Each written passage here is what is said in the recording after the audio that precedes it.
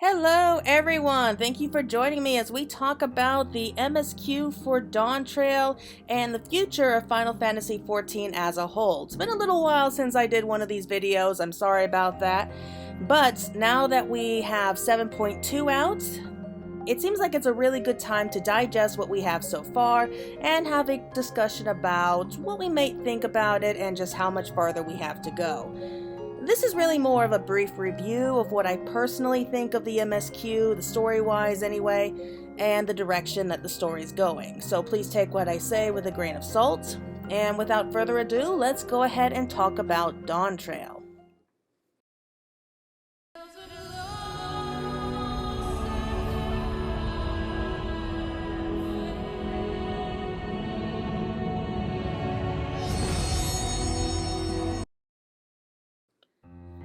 Alright, so as of right now, 7.2 has been out for a little while, and we've had the introductions to cosmic exploration within the last week, so who knows how that story is going to play out. But let's focus more on the MSQ and how things are going so far. If I gotta tell you the truth, I was having a really hard time trying to get into the idea of a new storyline for this game, especially after spending so much time and energy being invested in the old one with, Hydaelyn, Zodiac, the fight with the Ascians. So it was kind of draining for me to have to embrace the concept of a brand new storyline. Now I had faith that they were going to deliver, but I feel like they fell short. I don't think that we're anywhere near where we need to be to say that this expansion was a success. In fact, many players have been going on long breaks or even unsubscribing due to feeling that the storyline just isn't worth it anymore. Now, while I think that there are a lot of problems and issues that need to be worked out with this game, I do feel that with 7.2, we're slowly heading in the right direction again. I think the reason why so many people suddenly feel disconnected to this game these days is basically because we're not at the center of things anymore. Throughout most of the other expansions, the Warrior of Light has been at the very center of all of these changing, world-ending catastrophes. We were in the driver's seat and we were trying our best not just to survive, but to help the world survive that's under constant threat. We're connecting with people and building up an emotional investment that makes us want more. It draws us in, it just sucks us down, and we just want to know what happens. It makes us care about the people that we're journeying with and want to see a happy ending. But now, with Dawntrail, we're not in the driver's seat anymore. In fact, we're not even in the shotgun seat here. It feels like we were just shoved unceremoniously to the back seat and we're just kind of put on the back burner and left to simmer. Now, I have no problem in sharing the spotlight with the other characters. I mean, that's where some of the best cutscenes from the game are. But it almost feels like we could have been easily replaced with literally anyone else and the outcome would have been the same story-wise for Dawntrail. For any Coraline fans who have seen both the movie and read the book, you do know that there is no character named YB in the book. During an interview, the director explained that they added YB in because if he wasn't there, then Coraline would have been stuck talking to herself throughout the movie. That's what's happening here, people. We are the YB of this expansion. We're just here to give Wuk Lamat someone to talk to. Sad as it is to say, that's just how it feels to me, because now it feels like we're just watching all these scenes play out. I remember playing through the first half of the game and I was groaning to myself, when are we going to get to something good? I was so excited about the idea of fighting Valley Garmonda. I remember playing through the first half of the game and I just remember thinking to myself, God, when are we going to get to something interesting? It was almost agony playing through Ukupacha and Kozma Uka, just trying to get to something interesting here. The pacing in this game is off. It's slow in all the wrong places and fast in all the wrong places. Not to mention the character balance is terrible.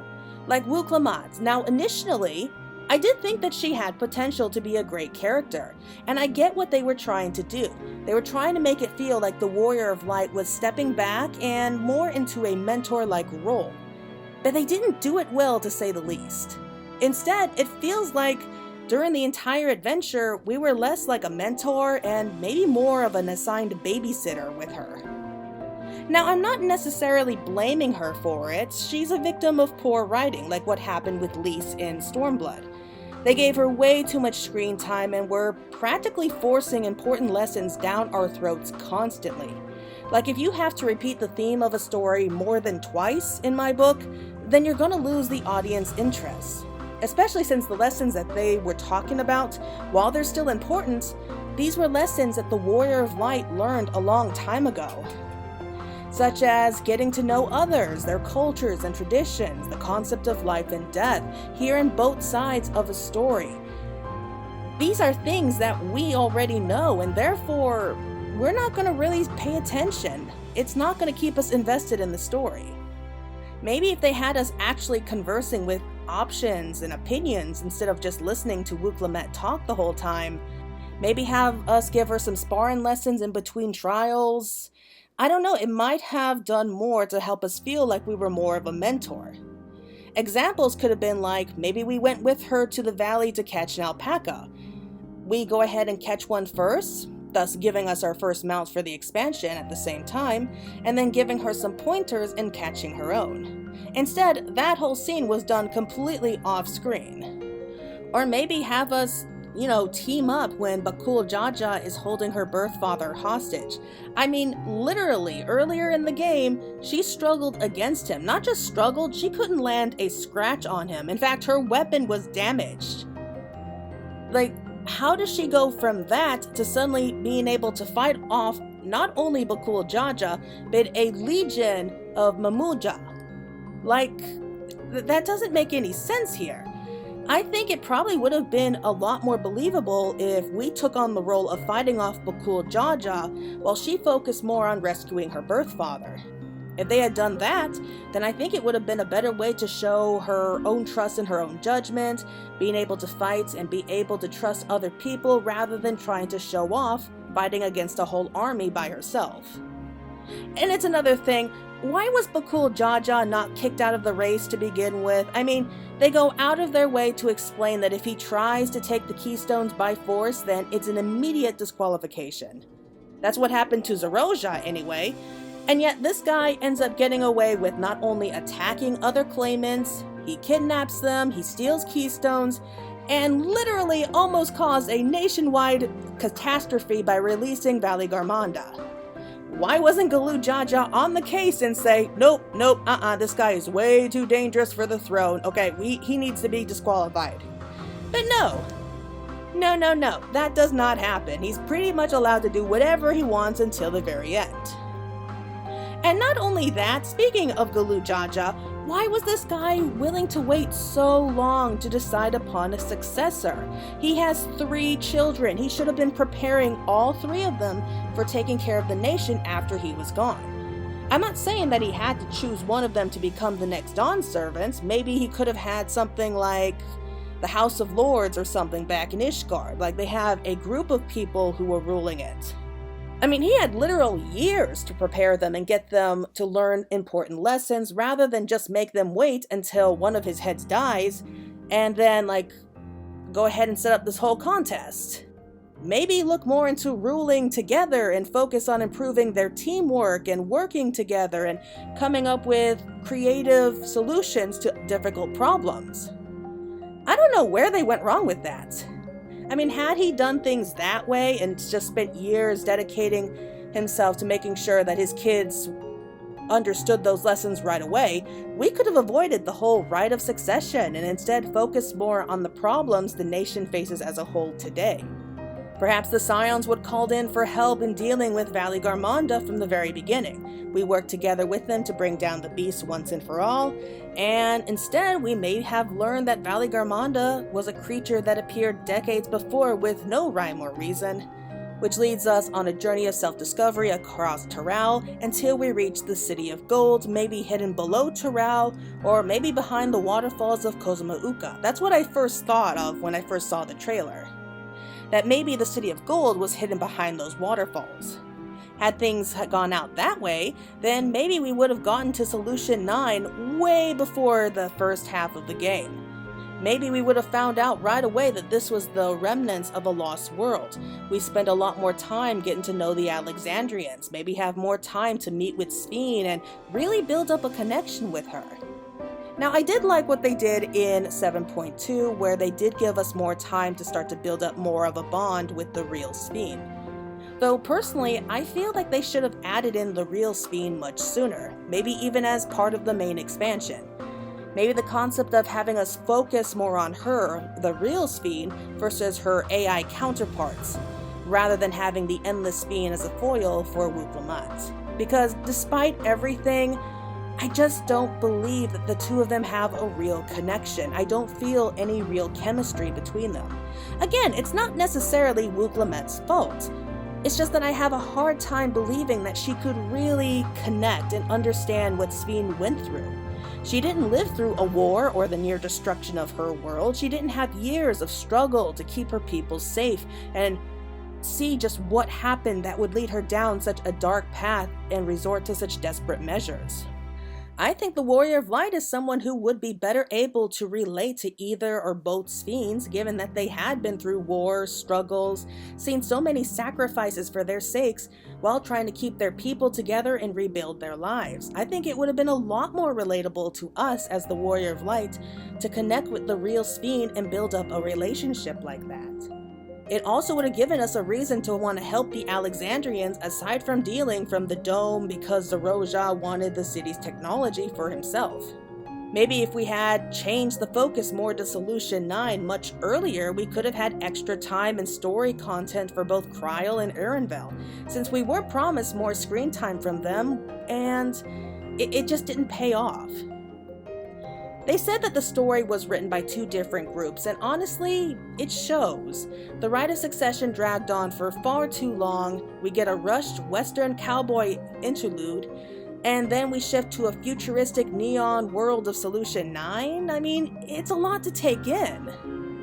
The important elements in the story needed more time to be fleshed out, and the elements that we could have done without should have been cut. While I'm not against the idea of having Final Fantasy IX being a big part of the pack, I mean, the second half of the game was basically one big love letter to Final Fantasy IX, but I feel like they needed to focus more on what made Final Fantasy IX so special rather than throwing all of these confusing plot lines together. The purpose of the storyline was supposed to be more for discovery and adventure and less on the world-ending threats to deal with. I mean, literally, we saved all of creation from the Endsinger. I think we deserve that much, but no! We were dragged into a story that barely lines up. We should have had more screen time learning about Kryl's backstory, maybe see some real rivalry among the Scions, which we barely got. And I'm also questioning how I feel about the whole sci-fi part of the story. I mean, this is a fantasy game. I don't mind adding some science fiction to it, but I'm struggling here because it almost feels like the game is going through an identity crisis, like it doesn't know what it wants to be anymore. To be fair, not everything about this game was bad. There were some good points, such as the music was top tier, the raid contents, the trial fights, the dungeons. Those are some of the most fun we've had in terms of mechanics and fighting. They really went all out on those, and I did enjoy them, but the problem here is that the story is stuck revolving around them, which makes everything feel forced, maybe disconnected. We're sure to be wrapping up the story for Dawntrail as well with the release of 7.3 in a few months' time, and the remaining patches will be setting things up for the next expansion. That's always been the tried and true formula for these expansions, but can we really say that it's a good idea to rely on that anymore? I think that a major problem for the game now is that the old formula, while it may have worked great for past expansions, it's not going to work well for this particular expansion, such as in the case of Calyx. It's pretty late to be introducing to us what could be a major antagonist. So unless they plan on finishing him off in the next patch, maybe it would have been better to hold off on him for a little bit longer. Now don't get me wrong, I think that Calyx has the potential to be an amazing antagonist for us later on. Like, imagine if he was actually the Azem shard of the Ninth that maybe went to the dark side. Because he was a shard of Azem, he can use the crystal, and he uses it to create a kind of being manifested from Alexandrian's fear of death. in this case, Necron. I'm actually working on a theory video about that, so let me know what you think when it does come out. But going back to what I was saying, while I think that Calyx does have a lot of potential, I think that he would be a great villain to have here. It just feels like his introduction is a bit off. I don't think that the old formula is really going to work for this expansion. I mean, we might be able to use it in the future, but as of right now, it doesn't feel right. Even the post-Endwalker patches felt a bit scattered, detached.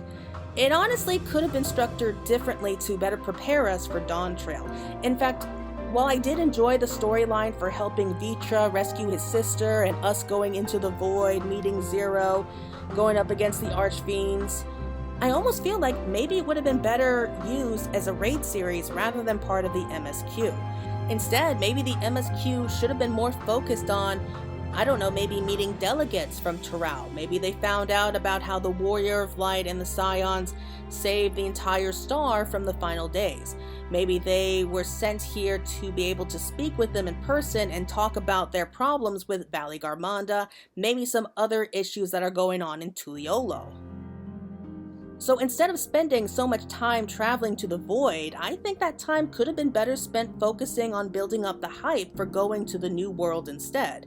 In fact, going to the New World kind of felt like it was coming out of left field, especially since everyone was convinced that we were heading off to Mericidia before Tuliolo was announced. All in all, I think the biggest problem for Dawntrail is that they were just trying too hard and had way too much to do.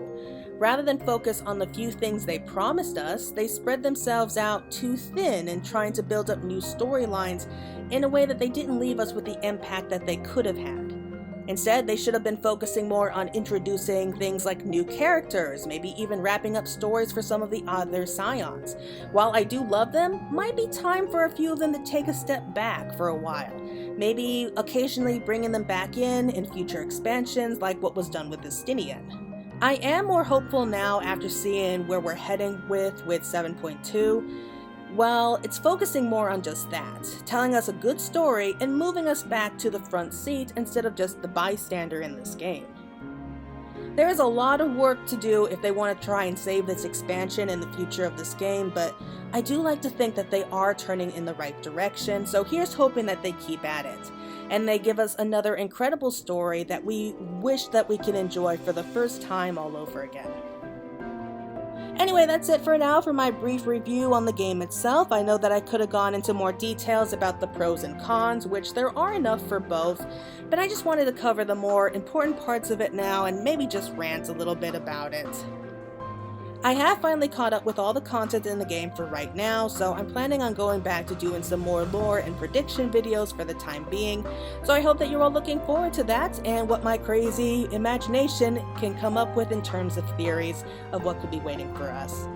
But until next time everyone, this is Fantasy Girl signing out, and I hope to see you all again in the future, hopefully with a better storyline. So until then everyone, take care.